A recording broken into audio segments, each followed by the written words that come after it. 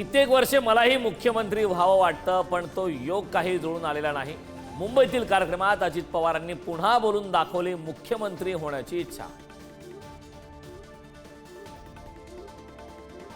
भारत पाकिस्तानची आर्थिक नाकेबंदी करण्याच्या तयारीत। पाकला फायनान्शियल ॲक्शन टास्क फोर्सच्या ग्रे लिस्टमध्ये टाकण्याचा प्रयत्न।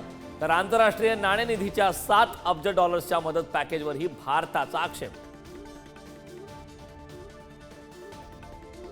भारताच्या लष्करी कारवाईची पाकिस्तानला धास्ती। अन्न, औषध आणि जीवनावश्यक वस्तूंचा साठा करण्याचे पाकच्या पंतप्रधानांचे नागरिकांना आवाहन। तर पीओकेतील मदरसे, पर्यटन, हॉटेल व्यवसाय बंद।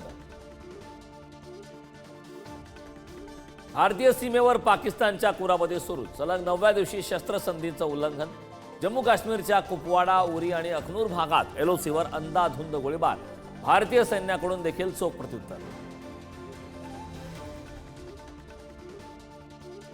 सातारा जिल्ह्यातील कोयना धरणावरील जलविद्युत प्रकल्पातील तब्बल 666 दशलक्ष युनिट जादा वीज निर्मिती।